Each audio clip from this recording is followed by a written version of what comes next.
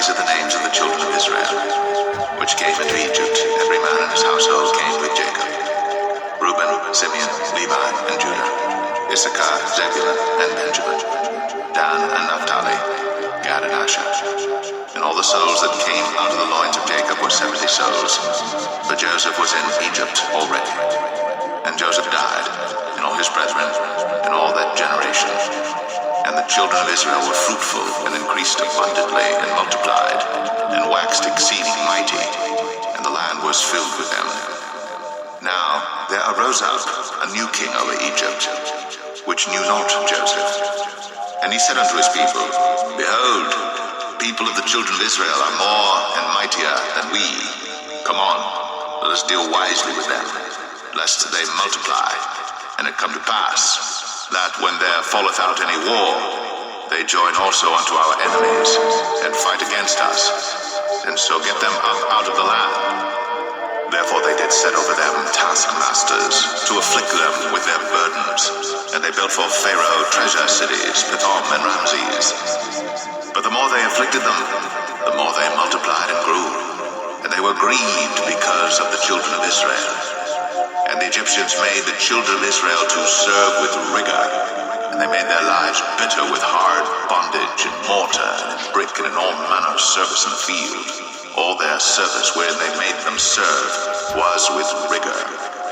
And the king of Egypt spake to the Hebrew midwives, of which the name of the one was Shiphrah, and the name of the other Puah. And he said, When ye do the office of a midwife to the Hebrew women, and see them upon the stools, if it be a son, then ye shall kill him. But if it be a daughter, then she shall live. But the midwives feared God, and did not as the king of Egypt commanded them, but saved the men children alive. And the king of Egypt called for the midwives, and said unto them, Why have ye done this thing, and have saved the men children alive? And the midwives said unto Pharaoh, Because the Hebrew women are not as the Egyptian women, but they are lively, and are delivered ere the midwives come in unto them. Therefore God dealt well with the midwives, and the people multiplied, and waxed very mighty.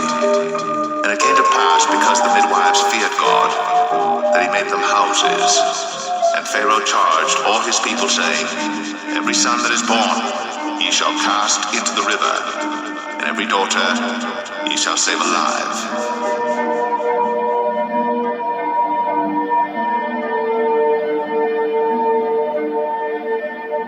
Exodus 2.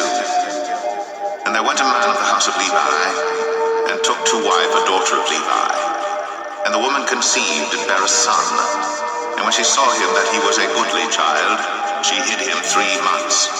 And when she could not longer hide him, she took for him an ark of bulrushes, and daubed it with slime, and with pitch, and put the child therein.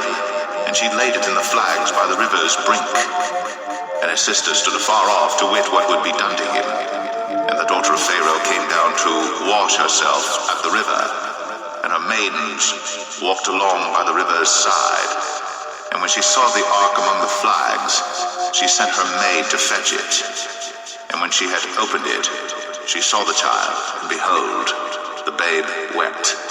And she had compassion on him, and said, This is one of the Hebrews' children.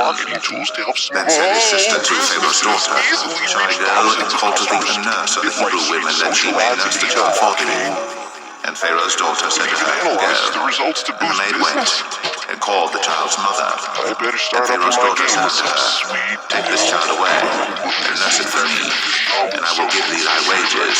And the woman took the child, and nursed it. And the child grew, and she brought him unto Pharaoh's daughter, and he became her son. And she called his name Moses. And she said, Because I drew him out of the water. And it came to pass in those days, when Moses was ground, that he went out unto his brethren, and looked on their burdens. And he spied an Egyptian smiting an Hebrew, one of his brethren. And he looked this way and that way. And when he saw that there was no man, he slew the Egyptian, and hid him in the sand. And when he went out the second day, behold, 2 men of the Hebrews strove together. And he said to him that did the wrong, Wherefore smitest thou thy fellow? and he said, Who made thee a prince and a judge over us? Intendest thou to kill me, as thou killedst the Egyptian? And Moses feared, and said, Surely this thing is known.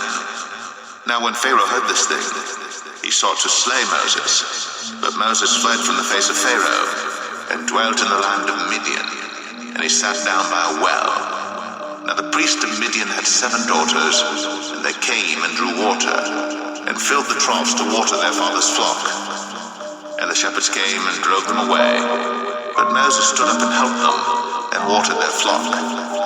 And when they came to Reuel their father, he said, How is it that ye are come so soon today?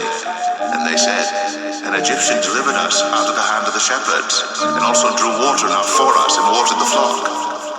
And he said unto his daughters, And where is he? Why is it that ye have left the man? Call him, that he may eat bread. And Moses was content to dwell with the man. And he gave Moses Zipporah, his daughter, and she bare him a son. And he called his name Gershom, for he said, I have been a stranger in a strange land.